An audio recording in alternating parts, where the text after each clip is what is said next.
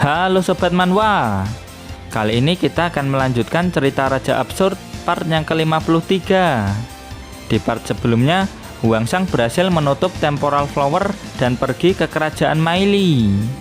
Dan di part kali ini, Huangsang dan teman-teman berhasil mendamaikan ras manusia hewan dengan para manusia kerajaan Maili. Namun terjadi hal yang tidak diduga di ending. Gimana keseruannya?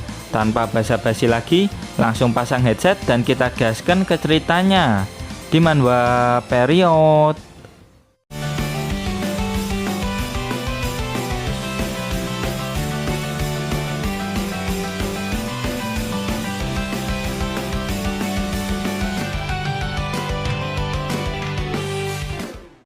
Setelah mengatai ras manusia hewan di tempat ini dengan sebutan wortel, Huangsang langsung diamuk sama netizen hewan yang ada di sana. Berani menghina ras manusia hewan, artinya mati, tegas Pak Serigala. Dia juga memarahi Novu dan Suli karena sudah membawa bocah nggak ada akhlak seperti ini. Sontak Suli dan Novu langsung dicap sebagai seorang pengkhianat. Makianyi mulai menerangkan kalau kedatangan kelompok mereka kemari itu memang untuk membantu Suli. Namun mereka juga belum tahu benar dengan situasi yang ada di kerajaan ini. Terus Makianyi meminta maaf atas perkataan Huangsang. Huangsang orangnya emang ceplas-ceplos. Ajari temanmu itu etika, paham? Tegas Pak Serigala ke Makianyi. Yinwang, yang perlu diajari etika itu dirimu, ucap si Raja Singa yang langsung disuruh diam sama Yinwang alias Pak Serigala. Di sisi lain, Huangsang pengen ngomong namun langsung dihentikan sama Xiaoyu. Sambil emosi, Pak Serigala menceritakan betapa mengerikannya manusia-manusia jahanam yang ada di kerajaan Maili. Sudah banyak korban jiwa dari ras manusia hewan akibat kekejaman umat manusia. Para manusia jahanam itu hanya menganggap ras manusia hewan sebagai hewan buruan atau kelinci percobaan di laboratorium. Manusia-manusia jahanam itu sama sekali tidak peduli dan tidak menghargai nyawa ras manusia hewan. Pak Serigala menegaskan bahwa sampai saat ini manusia jahanam itu terus saja membantai ras manusia hewan. Bagaimanapun juga, ras manusia hewan juga punya batas kesabaran. Huangsang dan timnya mulai paham bagaimana kondisi di kerajaan Maili dari sudut pandang ras manusia hewan. Terus, dirimu dan rekan-rekanmu mau melawan para manusia itu? Tanya Huangsang. Pak Serigala dengan tegas mengatakan akan memberikan perlawanan. Sudah cukup baginya melihat ras manusia hewan diinjak-injak harga dirinya sama ras manusia.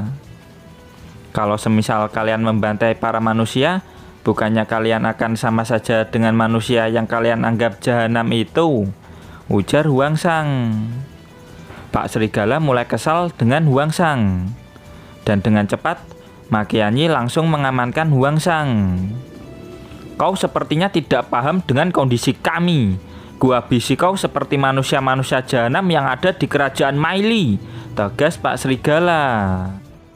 Pak Serigala benar-benar berniat menghabisi Huangsang. Pukulan yang dipenuhi energi spiritual membuat para netizen hewan bersorak. Tiba-tiba si Raja Singa menghentikan Pak Serigala. Raja Singa, jangan hentikan aku. Bocah itu harus diberi pelajaran, ujar Pak Serigala dengan penuh amarah. Raja Singa emang udah tahu.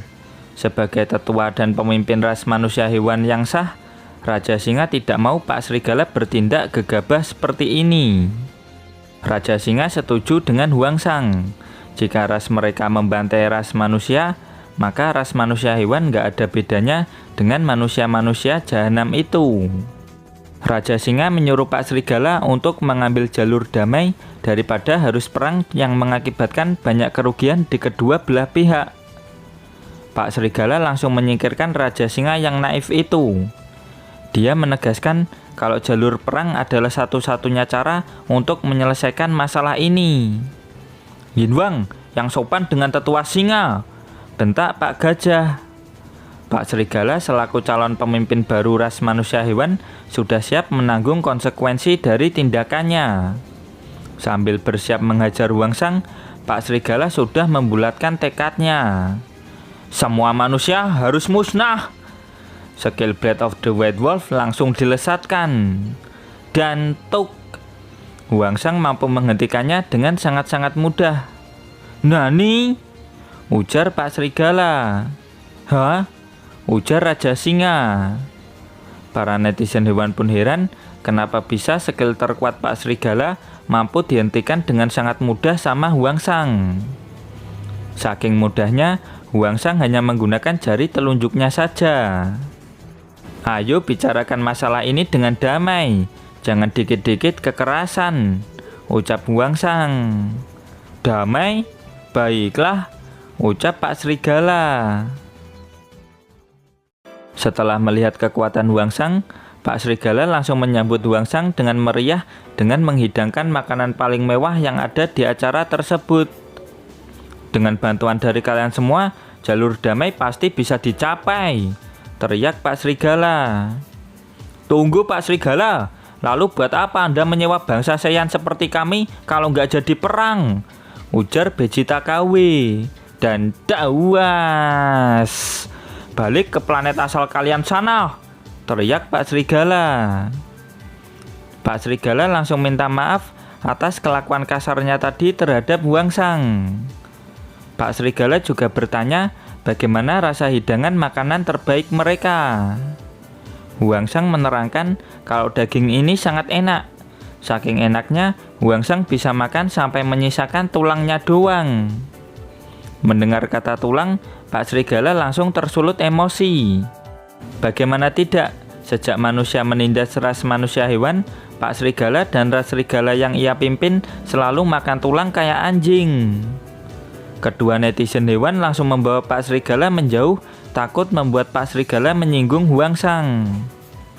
Pak Serigala mulai menyadari kesalahannya. Jangan biarkan emosi menguasai tubuh. Pak Serigala pun bersujud di hadapan Huangsang. Sebagai pemimpin ras karnivora yang baru, Pak Serigala memohon kepada Huangsang untuk membantu ras manusia hewan mengatasi krisis ini. Manusia di kerajaan Maili sudah puluhan tahun membantai ras manusia hewan. Kesabaran ras manusia hewan sudah berada di puncaknya. Bahkan adik Pak Serigala juga ditahan dan disiksa oleh mereka.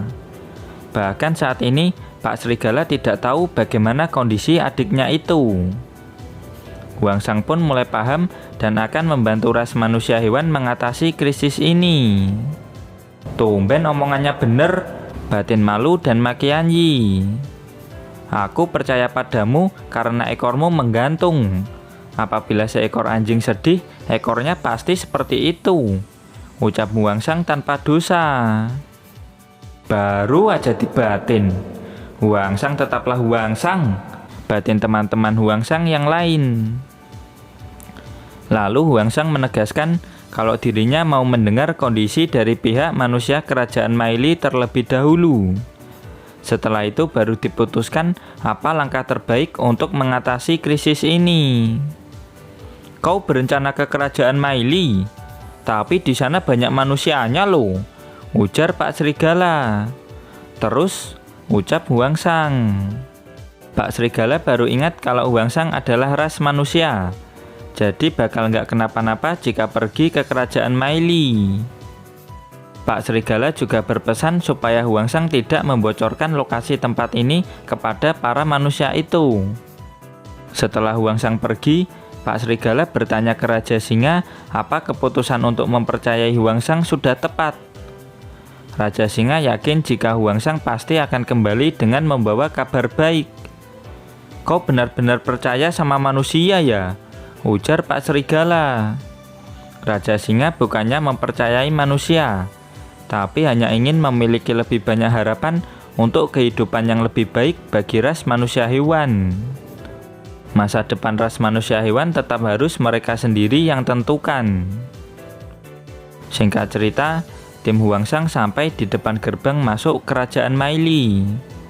Yukyong nggak nyangka kalau gerbang depannya terawat bagus seperti ini. Soalnya setahu tim Huangsang, kerajaan Meili sering mendapat serangan monster. Karena merasa aman, Miso mengajak semuanya untuk masuk lebih jauh lagi. Tiba-tiba, sistem keamanan benteng aktif. Berhenti dan sebutkan identitas kalian. Begitulah instruksi yang terdengar dari dalam benteng.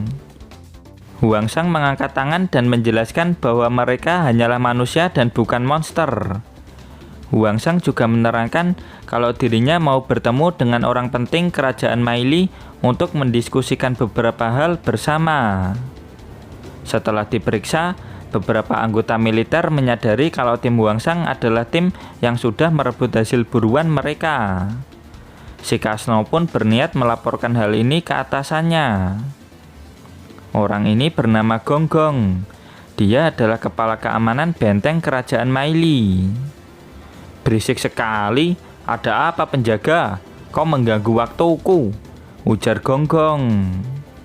Kasno melaporkan bahwa kelompok orang yang merebut buruan mereka sudah datang. Sebagai kepala keamanan selama 10 tahun lebih, membuat Gonggong tetap santai menghadapi masalah ini. Gonggong kadang merasa sedih karena pria good looking sepertinya harus bekerja keras sebagai kepala keamanan benteng di sini. Tiba-tiba terdengar suara gemuruh. "Apaan tuh?" ujar Gonggong dengan panik. Sontak Gonggong langsung membuka pintu kantornya dan tiba-tiba dia sudah melihat tim Huangsang menerobos masuk ke dalam bentengnya. "Nani?" ujar Gonggong yang langsung membadut. Tak berselang lama, Gonggong langsung menyambut kedatangan tim Huangsang dengan ramah dan minta maaf atas perilaku para bawahannya yang tidak sopan. Gonggong bertanya apakah tim Huangsang ini sekelompok orang hebat yang semuanya berada di ranah Nascent Soul. Huangsang langsung menerangkan kalau mereka semua rata-rata berada di ranah Golden Core. Meskipun bukan ranah Nascent Soul, Gonggong tetap memberi hormat kepada tim Huangsang dan akan menjawab semua hal yang Huangsang tanyakan. Nggak pakai lama, Huangsang langsung bertanya bagaimana cara orang-orang kerajaan Meili memperlakukan monster yang sudah ditangkap. Gonggong memang bertugas menjaga keamanan sekaligus menangkap monster. Tapi dia tidak memiliki wewenang untuk mengetahui apa yang sudah terjadi setelah menangkap monster itu. Gonggong menceritakan kalau dari dulu manusia selalu terancam sama kehadiran para monster. Jadi pihak manusia memilih jalan untuk menangkap monster itu dan monster yang ditangkap itu dikelola para petinggi kerajaan. Karena sejarah sudah tertanam pekat di pikiran manusia kerajaan Meili kalau semua monster itu berbahaya. "Kapan tepatnya para monster mulai menyerang?" tanya Huangsang. "Sudah sangat lama, sekitar puluhan tahun yang lalu, sehingga membuat manusia kerajaan Meili sangat mewaspadai monster." Huangsang menerangkan kalau zaman sekarang banyak monster yang sudah memiliki kecerdasan dan Gonggong tidak mengetahui hal itu. Monster yang ia ketahui itu benar-benar sangat tidak manusiawi, liar dan brutal. Ternyata dari tadi Miso merekam obrolan ini supaya ras manusia hewan ini tahu bagaimana situasi yang sebenarnya di kerajaan Meili. Huangsang menerangkan kalau para monster tidak seperti itu. Sudah banyak monster yang punya kecerdasan dan memiliki pandangan tentang bagaimana cara hidup berdampingan dengan umat manusia. Dan itu merupakan cita-cita dari si Raja Singa. "Berdampingan dengan manusia katamu?" ujar Gonggong yang hampir tidak percaya dengan hal itu. Tapi jika dipikir-pikir lagi, hal itu akan sangat luar biasa.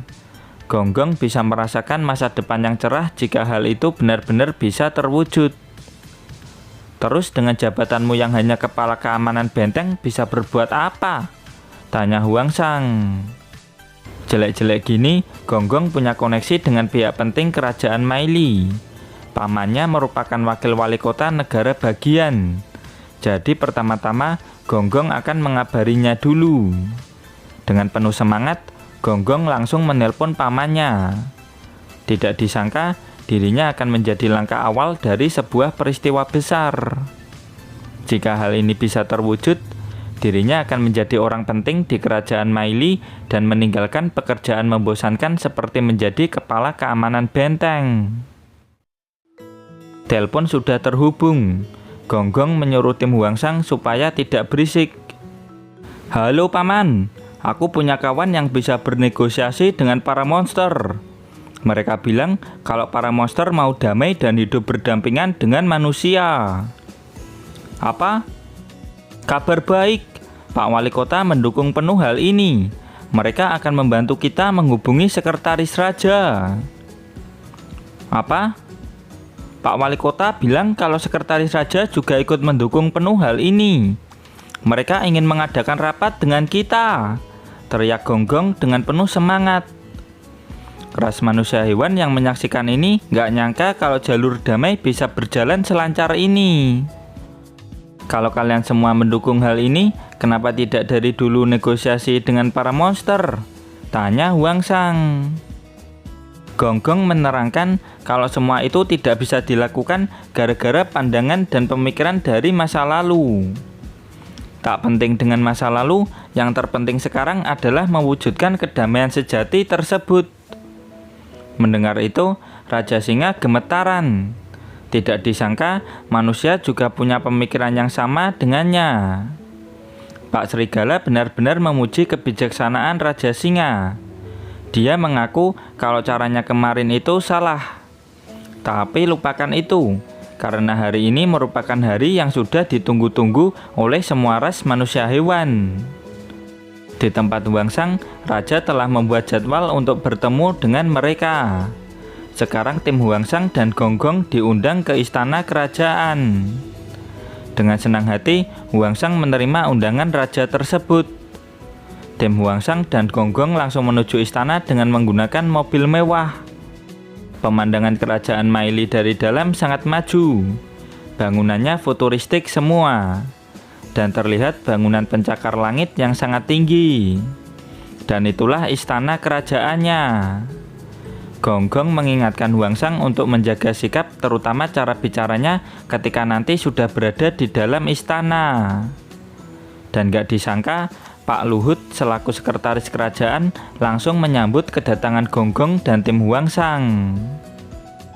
Pak Luhut selaku sekretaris raja langsung mengajak Gonggong dan tim Huangsang masuk ke dalam untuk mendiskusikan hal tadi lebih detail lagi.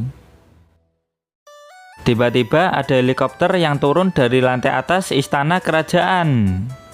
Melihat helikopter ini, Gonggong, Pak Luhut, dan para penjaga langsung terkejut. Gonggong dan Pak Luhut langsung panik dan bergegas ke sana. Mereka bersujud dan berteriak, "Panjang umur Raja dan Ratu!" "Ratunya sih cakep, tapi rajanya kok gitu?" ujar tim Huangsang. Raja kerajaan Maili ini bernama Qi Fangzheng dan ratunya bernama Yan Chongchong. "Kau sangat indah ratuku. Sekarang coba puji aku kalian semua," ujar Raja Fangzheng. "Ketampanan Anda tiada tara rajaku," teriak Pak Luhut dan Gonggong. "Aku pengen nyoba dong," ucap Huangsang dari belakang. "Dagu pantat," teriak Huangsang tanpa dosa. "Nani?" ujar Raja Fangzheng yang langsung kena mental. Raja Fangzheng langsung opname dan menerima perawatan intens dari dokter kerajaan. Ratu Chongchong yakin kalau tim Huangsang pasti kelompok asasin yang dikirim sama pihak musuh untuk membuat Raja Fangzheng jadi seperti ini. "Enggak tuh, lagian lebih banget. Masa gara-gara denger dagu pantat langsung opname?" ujar Huangsang dengan polos. Raja Fangzheng mulai sadar. Dia sudah bisa menerima kenyataan. Toh dagunya emang mirip pantat. Dia juga melarang para penjaganya untuk menangkap Huangsang. Semua orang di sana langsung memuji Raja Fangzheng karena kebijaksanaannya.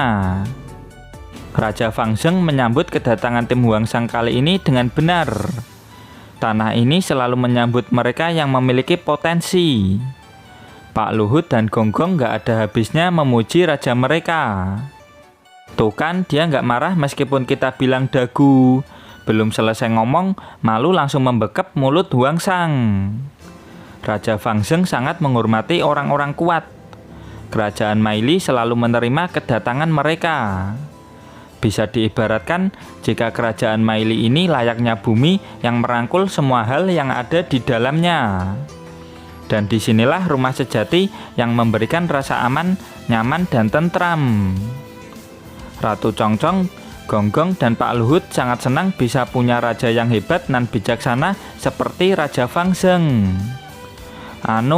Permisi, ucap Huangsang yang ingin menyela mereka. Raja Fangzheng sudah tahu maksud kedatangan Huangsang.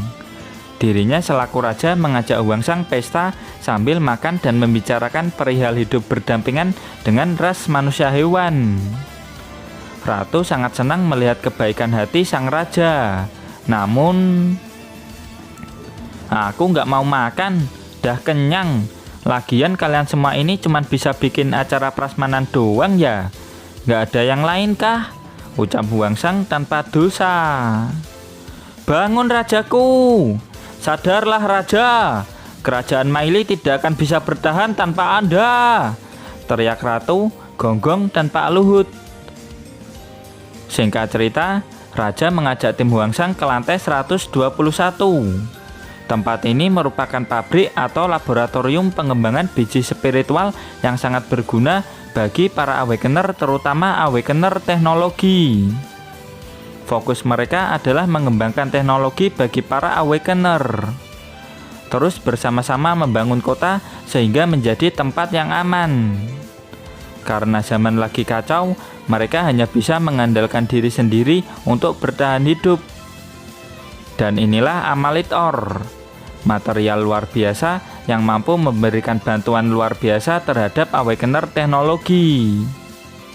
Secuil kecil ini saja bisa memberikan energi spiritual yang sangat besar. Amalith Ore ini merupakan keajaiban alam yang memiliki kemungkinan tak terbatas di masa depan. Melihat Misu yang merupakan seorang awakener teknologi, Raja Fangzheng memberikan 1 butir Amalith Ore gratis kepada Misu. Raja Fangzheng juga berharap semoga Misu bisa berkembang menjadi lebih kuat dan suatu saat nanti bisa membantu kerajaan Maili. Dan untuk para monster atau ras manusia hewan yang telah tertangkap, mereka sudah diamankan di sebuah tempat yang dijaga dengan ketat.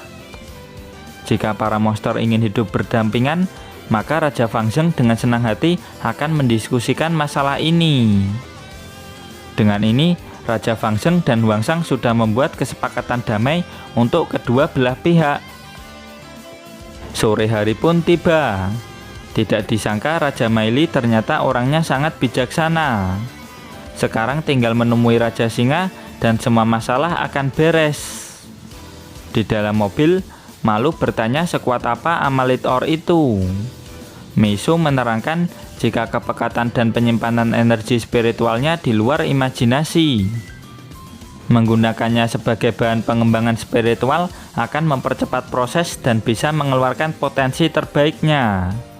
Bisa menciptakan mekanisme yang bisa membantu manusia berkembang lebih jauh merupakan impian Misu dari lama. Loh, kok kamu ada di sini? Lantas siapa yang nyopir? Tanya Xiaoyu yang langsung dijelaskan sama Misu bahwa Huangsanglah yang nyopir. Sontak Xiaoyu langsung panik dan menyuruh Misu mengambil alih kemudinya sebelum terlambat. Kemudian panel berpindah ke dalam hutan. Ini adalah hasil terbaik yang mereka inginkan. Pak Serigala nggak nyangka kalau Huangsang benar-benar bisa dipercaya. Jika rekan-rekan mereka yang tertangkap ternyata tidak disiksa, maka peluang hidup berdampingan ini bisa terjadi sekitar 80%. Raja Singa dan Pak Serigala menunggu kepulangan tim Huangsang untuk mengucapkan banyak terima kasih. Dan brawak! Kalau kalian ngikutin cerita manhwa ini dari awal, pasti merasa deja vu. Raja Fangzheng menunjukkan rekaman kalau ras manusia hewan yang tertangkap baik-baik saja dan hidup dengan layak di dalam penjara. Raja Fangzheng juga meyakinkan ras manusia hewan kalau semua tahanan mendapatkan perlakuan yang baik. Dirinya nggak tahu berasal dari mana rumor yang mengatakan kalau manusia menyiksa ras manusia hewan dengan brutal. Pak Serigala sudah memastikan kondisi adiknya baik-baik saja. Sekarang yang jadi pertanyaan, siapa yang sengaja menyebar rumor hoax ini kepada mereka? Di sisi lain, Raja Fangzheng mendapat kabar jika ras manusia hewan sedang mengumpulkan kekuatan untuk menyerang kerajaan Maili dan membantai semua manusia yang ada di dalamnya. Raja Fangzheng bersikeras kalau dirinya akan mencari tahu siapa dalang dibalik semua ini. Lalu Raja Singa juga menjelaskan bagaimana kondisi Sandra di tempat mereka. Mereka cuma diikat doang dan tetap diberi makan dan minum dengan layak. Jadi bisa disimpulkan bahwa konflik ini merupakan salah paham, dan ada pihak ketiga yang tidak senang jika manusia dan ras manusia hewan hidup berdampingan. Pak Serigala pun mengajak Raja Fangzheng untuk tidak mencurigai satu sama lain, dan usul untuk mencari dalang di balik semua ini bersama-sama. Tapi Raja Fangzheng bilang kalau jangan terlalu buru-buru seperti itu. Kondisi masyarakat di kerajaan Maili saat ini masih takut dengan para monster. Jadi Raja Fangzheng berencana untuk fokus menghilangkan ketakutan warganya terhadap monster terlebih dahulu. Jika Pak Serigala dan yang lainnya muncul tiba-tiba, maka yang ada justru terjadi kepanikan. Jadi alangkah lebih baiknya jika Raja Fangzheng menghilangkan ketakutan warganya dulu. Setelah itu baru mereka semua bisa hidup berdampingan. Pak Serigala pun setuju dengan hal itu. Meskipun kalian sudah cerdas, tidak mungkin bisa melampaui kecerdasanku, ucap Raja Fangzheng yang membuat Pak Serigala emosi. Itu tadi cuman bercanda. Raja ingin mendiskusikan rencana ini lebih jauh lagi. Pak Serigala dan Raja Singa berdoa semoga semua ini berjalan dengan lancar. Di luar ada sesosok manusia kera yang sedang mengamati kerajaan Maili dari atas. Kera ini pun kembali dan menceritakan soal apa yang ia lihat. Raja Fangzheng mulai menyebarkan rumor bahwa kebangkitan spiritual sekarang sudah mampu membuat monster berevolusi sampai ke tahap memiliki kecerdasan. Raja juga memposting hal-hal tentang potensi hidup berdampingan dengan monster di media sosial. Raja Singa nggak nyangka kalau Raja Fangzheng benar-benar serius mengenai ini. Setelah mendengar hal ini, pelatih Liu dan Huangsang tinggal nunggu hasil baiknya saja. Setelah itu, mereka bisa minta Amalith Ore sebagai bahan baterai energi spiritual tingkat tinggi kepada Raja Fangzheng. Seminggu penuh Raja Fangzheng berpidato dengan tema hidup berdampingan dengan monster. Lambat laun, ketakutan warganya akan monster mulai menghilang. Statistik hidup berdampingan dengan monster meningkat dari yang sebelumnya cuma 3% menjadi 7%. Ternyata yang menjadi dalang beredarnya rumor tidak benar mengenai monster adalah Pak Menteri Pertahanan. Dirinya sudah dijatuhi hukuman berat dan manusia tidak perlu khawatir lagi akan teror dari monster. Setelah Pak Menteri Pertahanan ditangkap dan dihukum, statistik hidup berdampingan dengan monster meningkat sampai 76%. Kemudian panel berpindah ke kedalaman hutan. Raja berniat menggelar upacara perayaan. Jadi para manusia ini bisa secepatnya kembali ke keluarganya. Mendengar itu, Pak Samsul sangat senang bisa berkumpul kembali dengan istri dan anak-anaknya. Xiaoyu nggak percaya Pak Samsul punya istri dan anak. Nggak pakai lama, Pak Samsul langsung menunjukkan foto anak dan istrinya. Melihat foto istri dan anaknya, Pak Samsul langsung nangis terharu. Istri dan anaknya pasti sudah mengira bahwa dia sudah tewas. Namun membayangkan dirinya bertemu lagi dengan istri dan anaknya membuatnya meneteskan air mata. Huangsang langsung membekep Pak Samsul dan mengingatkan kalau yang diucapkan Pak Samsul ini pamali. Nanti kalau Pak Samsul beneran mokat gimana? Pak Samsul pun minta maaf dan tidak akan bicara omong kosong lagi. Lalu di balik tirai warna merah ini, Raja Singa mencoba pakaian baru untuk menghadiri upacara perayaan. Dan seperti inilah penampilan Raja Singa yang baru. Raja Singa malu dengan pakaian formal ini. Dia lebih nyaman menggunakan pakaian biasanya saja. Namun para netizen hewan mendukung Raja Singa menggunakan pakaian baru ini. Lalu di sisi lain, Suli menemui Huangsang. Suli berkata kalau bukan tanpa bantuan Huangsang, hal ini tidak akan pernah terwujud. Terima kasih banyak, ucap Suli. Dan seperti inilah ekspresi Huangsang. Sebelum berangkat ke acara perayaan, Pak Srigala menanyakan kesiapan Raja Singa. Raja Singa sudah siap, cuman agak gugup karena pertama kalinya dia bertemu secara langsung dengan Raja Kerajaan Maili. Raja Singa menyuruh Pak Kelinci untuk menyiapkan pakaian formal untuk semua orang termasuk Pak Srigala. Peluang ini bisa terjadi karena usaha keras Huangsang. Jadi mereka tidak boleh membiarkan perjuangan Huangsang sia-sia. Mereka semua harus tampil terbaik dan membuktikan bahwa niat hidup berdampingan dengan manusia itu bukanlah omong kosong belaka. Semua mulai mengukur baju termasuk Pak Gajah dan Pak Badak yang punya ukuran tubuh jumbo. Zhou Yu senang semua orang bahagia. Dan terlihat jelas di raut wajahnya jika Huangsang sekarang terlihat beda dari biasanya. Benarkah? Tanya Huangsang yang langsung diiyakan sama Misu dan pelatih Liu. Awalnya Huangsang cuma mau hadiah yang dijanjikan sama Hua Jianlei.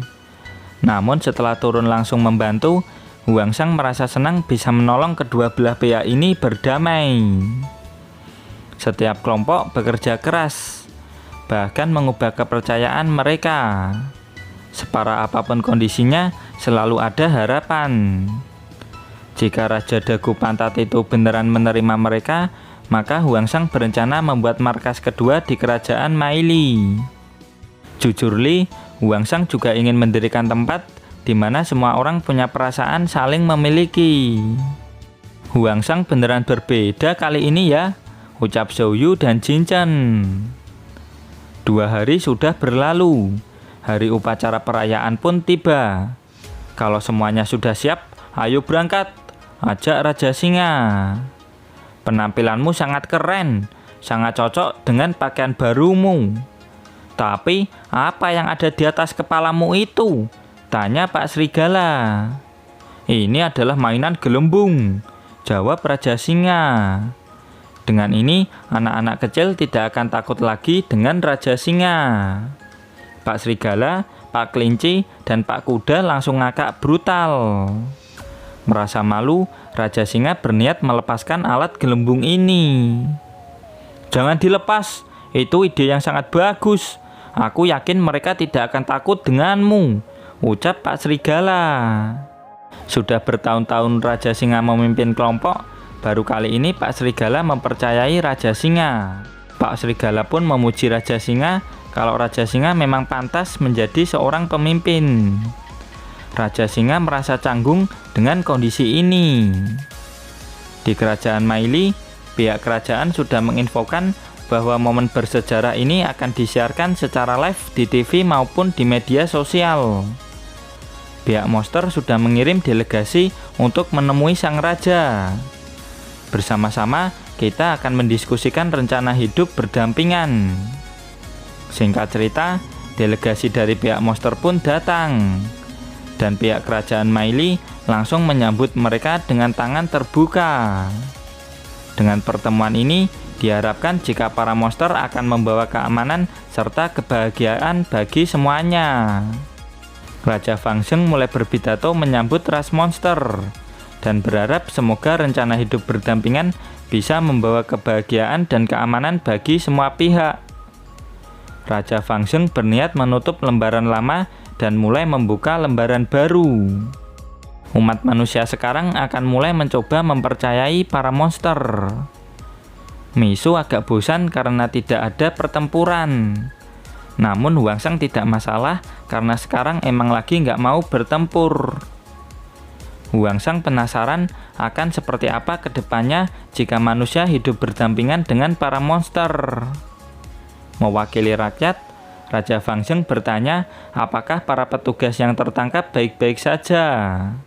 Raja Singa langsung menyuruh Pak Samsul keluar dan memberi sambutan kepada rajanya. Para manusia hewan ini sangat baik. Mereka memperlakukanku seperti keluarga. Mereka sama sekali tidak berbahaya dan ramah, guys, ucap Pak Samsul dengan penuh senyuman. Cepat kembali ke keluargamu sana, ucap Pak Serigala. Halo semuanya, aku pulang, teriak Pak Samsul. Dan dawor. Tidak tahu ulah siapa, Pak Samsul langsung di headshot hingga mokat. Dan sayang sekali, chapter pun berakhir sampai di sini. Dan terima kasih buat kalian yang selalu hadir dan komen di setiap video admin. Terus dukung channel ini dengan cara like, comment, subscribe. Dan jangan lupa kultivasikan loncengnya juga. Sampai jumpa lagi di video berikutnya. Bye-bye.